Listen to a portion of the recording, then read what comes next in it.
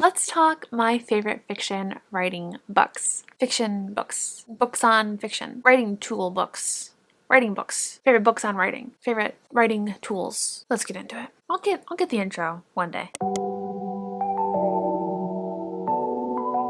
Hey, hi, hello, what is up everyone? I'm Sarah Sutton. I'm an indie author of 11 sweet romance books, working on my 12th. And in today's video, we're going to be talking about my favorite fiction writing books. These books are books that I have collected since my not start of writing, but like start of taking publishing seriously or taking the act of writing seriously. So probably since like 2017, I've been collecting these books, and these are the ones that have stuck with me since then. These are the favorites, these ones that I kind of find myself gravitating back towards and pulling out. I got this DM the other day asking about my favorite books on writing. It got me thinking, I don't think I have a video talking about my favorite writing resources or resources that I use for my writing, and if there are ones that I would recommend or not. Now, I will say, I feel like I haven't read that many books on fiction. I'm not really a big nonfiction reader. I definitely do love the books though that have helpful tips, suggestions, and like lists. I'm a list girly. I eat it up. I do have those books for you. This video is also probably going to be coming a little bit late because I'm recording it right now. This morning. It is 9:30. Talk about procrastination. Okay, let's dive in. I don't have too many, but let's dive into them anyway. I feel like there are two that I always recommend. And so the person who reached out to me through the DMs, these are the books that I recommended to them first, but I do recommend all of these. First one we've got is Master Lists for Writers. Like I told you, I'm a list girly. And so I really do just love that there are so many lists that I can just kind of pull inspiration off of. If I'm feeling stuck, I kind of just come to this book to kind of get those wheels turning again and get me back into the creative writing headspace. There are lists like for plot, for characters, for traits. Like this one has 25 plot points that crack readers up, and that's fun. And just kind of reading these and getting back into the sort of like, you know, this is what writing is realm. Honestly, I pull a lot of inspiration off of. The lists range from descriptions like facial expressions, gestures of body language, physical descriptions, and more, settings, plotting, action, dialogue, character names, character traits, and things of that nature. So like 25 common jobs, 50 ways to show a character is a good person, ways people say yes, ways people say no, names from the medieval England. You know, like it's kind of just like a bunch of random lists in one book. I just find so fun. And like if we were to flip to a page, this page, let's look at this. Ways people verbalize negative feelings. And it gives you little lists like ugh, yikes, ouch, aw man, geez, no. It sounds simplistic, but I'm looking at it and I'm getting into the sort of like realm of, okay, this is what writing dialogue is. You know, this is what I could write as dialogue. 25 ways to write funny dialogue. A character is overdramatic about a situation, or at least it seems that way to other characters. For instance, he is furious that another player did something shady in his role-playing game, or she is despondent that the jade green dress she ordered is actually emerald green. Also good for writing prompts and one-shots. You know, like it's a good way to get that inspiration sparked if you're not quite feeling ready to just dive into your draft. 50 actions that show attraction. He can't stop looking at her. She has trouble meeting his eyes without blushing. He listens intently and leans forward whenever she talks. I just eat it up. I like reading through it. I think this is a good one if you want more of a broad range of a lot of stuff. In terms of lists, on the back, it says, inside this reference book, you will find specialized thesauruses for describing facial expressions, gestures, body language, physical appearance, emotions, love scenes, and action scenes, indexes of images, sounds, and scents to evoke emotional reactions, hundreds of basic plot ideas to adapt and to make into your own, ways to describe an action and employ the rule of show, don't tell, compilations of contemporary and historical phrases and expressions to help with your dialogue, hundreds of ideas for traits, quirks, backstories to inspire character development, lots of names from contemporary times as well as historical periods, and more. Very good book for more of a broad range of lists that's not about one specific thing or topic. The next book that I recommend, and honestly, this might be my number one that I recommend to anybody. This has saved me time and time again in the past. This is probably the book that I pull out the most when it comes to editing, trying to find the perfect word, perfect, way to express something. And that is the Emotion Thesaurus. This has been an absolute game changer. For any of you who've never seen this before, it is a whole book of emotions. Let's look at one. Apprehension, shall we? Apprehension, and it gives you the definition of the emotion, physical signals and behaviors of the emotion, and it gives you so many good examples, internal sensations, mental responses, acute or long-term responses for this emotion, signs that this emotion is being suppressed, and that this emotion may escalate to these emotions, it may de-escalate to these emotions, and associated power verbs, so verbs that you can use to kind of like add more strength and intensity when you are describing that emotion. And it gives you a writer's tip at the bottom, and it does that for a whole slew of emotions. I got the expanded version. It's expanded to 130 entries. I'm not sure if this was like the normal version, but like it says expanded. So like part of me thinks this is the only version. I don't know. I don't have a different version other than this. 130 emotions, and it is seriously... Oh. Actually, I think I like that better. I think that looks nicer off. Well, dang. That's unfortunate. This is a tank top. It's not a bra, in case anyone's concerned. It's a tank top. The one under this pink one. I know it kind of looks like it's like a little bra. It's a tank top, I swear. But anytime that I am like feeling a little bit like I'm getting repetitive with the way I'm describing a certain emotion, like irritation, I do a lot of she frowned, he glared, she gave him a look. You know, like I feel like I get repetitive in that aspect on that front. So using this book to like look up the specific emotion and to kind of get a little bit more nitty gritty with it, lifesaver, game changer. Amazing. So yes, I think this is the top book that I would recommend, and I am giving it to you right at the beginning of this video. That's not how smart YouTubers do things. That's fine. Definitely recommend this one. If you haven't checked it out, check it out. They say it's a writer's best friend on the back. Definitely. Now, the last one that I recommend is one that I feel like a lot of people recommend, and rightfully so because it is really, really good, and that is Save the Cat Writes a Novel. This is the young adult version. I have no idea where my normal Save the Cat Writes a Novel version went, but I recently bought this one. I remember being so excited that this one was coming out, the young adult version, the ultimate guide to writing a young adult bestseller. For those of you who don't know, I predominantly write a young adult, so I'm like, when I heard that this was coming out, I was super excited. Then I forgot all about it, and then somebody reminded me of it, and we're back here. Hi, Obo. Hi. This is definitely a plotting book. So it teaches you all about the story beats, the story structure, how to effectively create a compelling and engaging story. This is the only plot book I believe I've ever read, and the only plot structure that I've ever loved. I've tried a lot of different ones, and I feel like this one is just consistently good at helping me visualize the story and knowing where I need to go. I personally am not a plotter, so I don't love dissecting my story to every nth degree. I might write a few things down for plot, then I definitely just dive into drafting. So I'll know a few things going into it. I might write them down in a notebook, but I definitely don't love plotting. At least the first draft. Because then when it comes to the second draft, I actually do pull out Save the Cat Writes a Novel, the beats. I might not pull the book out every time. I actually don't pull out the book every time. I don't know when the last time I reread the book is. It's been a while. But I pull out the beats for the story structure every time that I start a second draft, or kind of maybe even the third draft or halfway through the second draft. That way I've already done the discovery writing sort of thing, and that's what I love. I love discovery writing. So I did that in the first draft, and the second draft and third draft are now going to be more concrete, more kind of on the analytical side of the writing realm. We had our creativity side, now it's time to get analytical for me. That means pulling out the beat sheet. I actually found myself, as I'm working on draft 2, I pulled out this book just to kind of get refamiliarized with the beats. I know this is young adult and the book I'm writing is new adult, so it doesn't quite match up, but I pulled out the beats and I was reading more about the beats and like how they work in creating a compelling story. Even as I did that, and I was just looking back through the beats again, like Break Into Two, Fun and Games, B Story, Midpoint, all those beats, I was rereading through those and I'm like, oh yes.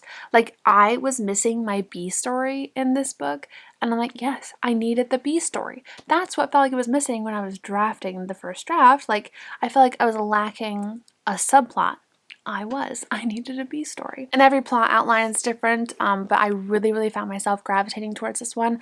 As somebody who likes to pants and more discovery write, this is really good to introduce into my editing, which I know it's not marketed that way. Like, nobody really thinks to edit with an outline, but maybe people do think that. I'm not unique. I don't know why I was saying it like I was. I just mean, like, I feel like nobody ever says, I'm editing, so I'm using Save the Cat Writes a Novel, the beach, like that. I feel like normally you hear people use that when they begin, before they begin drafting. I use it for when I'm editing. So I'm a little weird. Maybe that's not weird. I don't know. But I do plan on rereading this one soon, or reading this one soon, because I've never read the young adult version. But if that is a hint for what's to come for the Sarah Sutton side, who knows? I'm actually going to just talk about these all together because they go all together. We talked about how amazing the emotion thesaurus was, right? Okay, we did. You remember that a few minutes ago. Now let's talk about the rest of the series. I think these books are an amazing collection that every writer they should have it, you know? And like I said, I'm a lists girly, okay? I love me some lists. And so like this thesaurus series, right up my alley. I personally have the negative traits thesaurus, the positive traits, the conflict, urban settings, emotional wounds, and the emotion amplifiers thesaurus. I have all these. These are what I've built my collection to be. There are more. There are other ones like rural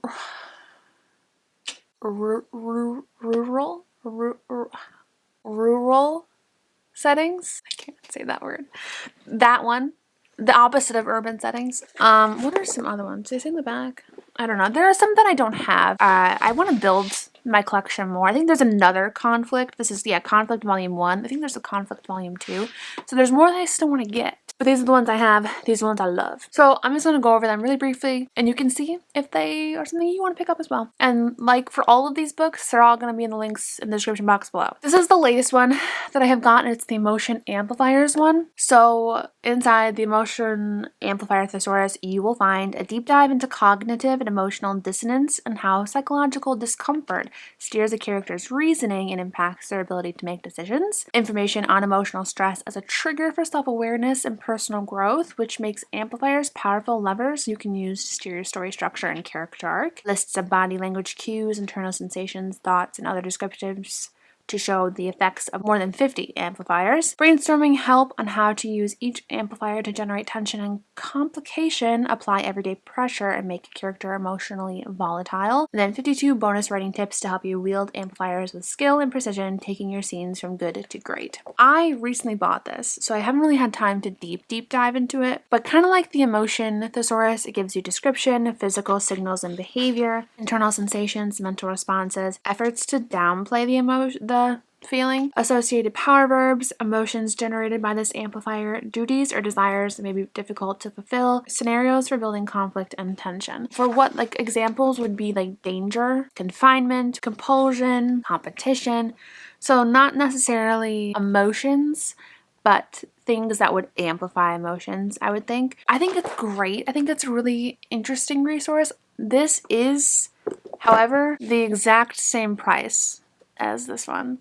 And so I was a little sad about that. I believe I bought this for $18.99. And if I am incorrect, I'll put the price on the screen, what I did pay. But I believe I looked it up and I remember it being the same price as this beast of a book. I mean, I'm interested in deep diving into it more. I really did buy this because I thought it was bigger. I didn't look at the page count.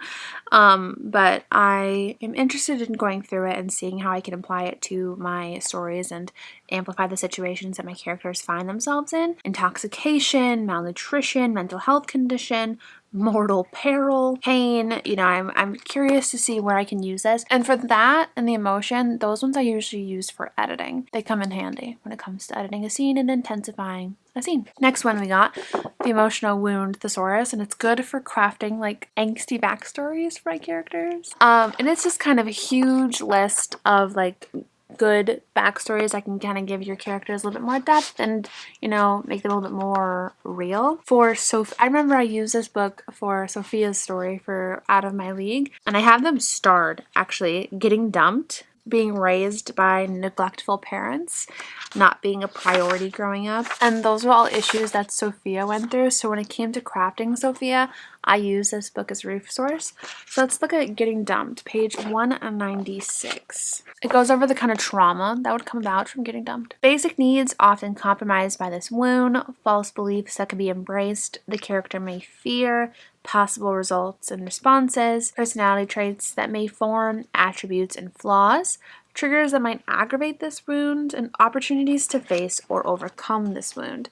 And to be honest, when it comes to building a character, I find this one very, very helpful because like a lot of situations I've never experienced, like getting dumped, I have a good idea of what it might be like, but this is a really great resource to kind of teach me a bit more about what somebody might be feeling when they go through this emotion, or I mean not emotion, thing in their life. And it kind of helps me become a stronger writer because despite not having been through that specifically, this book gives me a whole lot of information and teaches me on what a character might be going through, and I can wield that myself when it comes to expanding on that character in the character arc. It helps me create characters that are they just feel real, Urban setting was really helpful when it came to describing more like my cityscapes that I did. Which, did I ever do a cityscape? It helps you get a little bit more immersive. It helps you to get immersive in your head when you read through this stuff. Gas station, the sights outside, inside, sounds outside, inside, smells, taste, textures and sensations, possible sources of conflict, people commonly found here, related settings that might tie in with this one, setting notes and tips, setting description example. I think it's really good, especially if you're somebody who struggles with kind of creating a setting, if you're somebody who kind of struggles with the white room syndrome where you focus on your characters and everything else kind of melts into the background. This might be a good resource for you so that you can kind of create more immersive settings, but get the one that matches with your story if it is urban or if it is rural. It doesn't even sound right, but I think that was right. Rural. It's not rural. Rural. Like, I think I'm going to be picking up the other one soon because I might be writing a rural setting.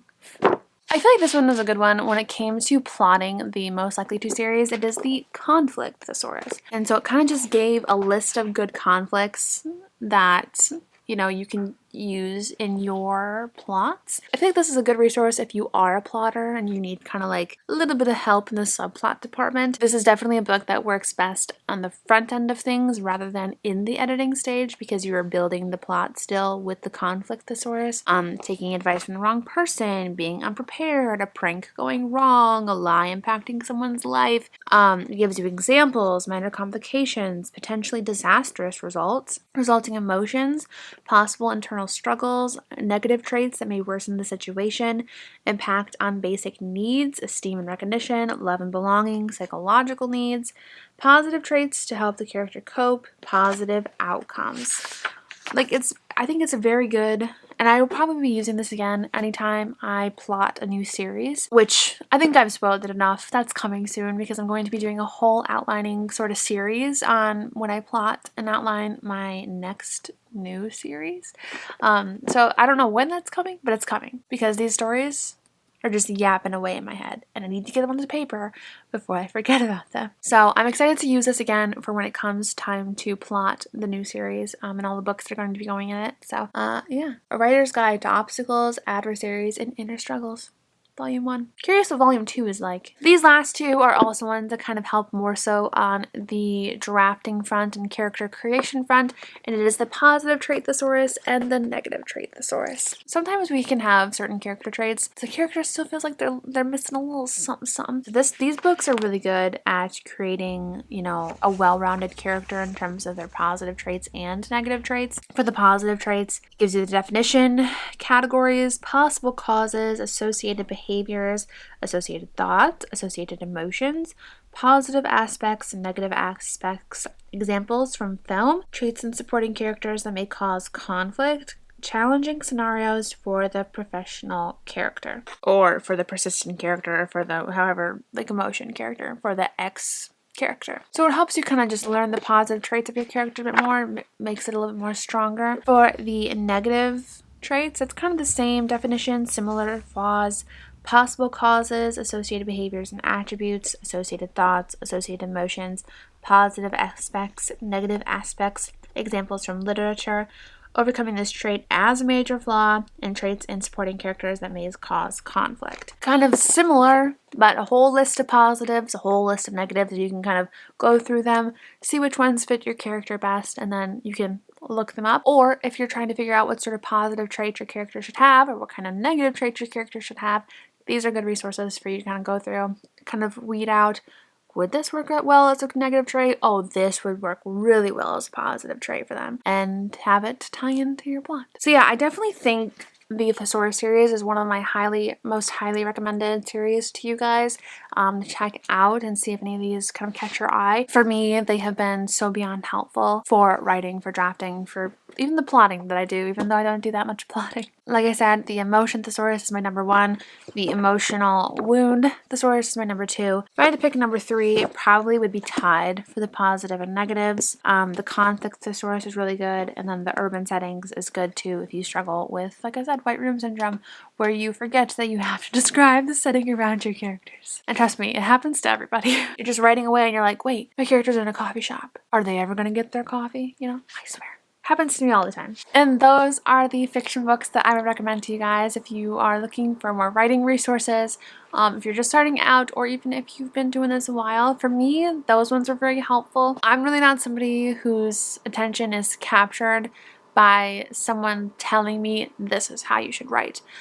So those style of books aren't really up my alley too much, but these lists books, these thesauruses, where I can pull a little bit of inspiration from and learn about emotions and like conflicts and stuff as I'm reading it, I find very helpful. The only one that I really vibe with when it tells me how I should do something is Save the Cat Writes Novel. I really did love that book when I read it. It taught me a lot about the whole plotting process, and definitely one you should check out if you haven't already. I'm curious, do you use any of these books? Have you read any of these books? Let me know in the comments below.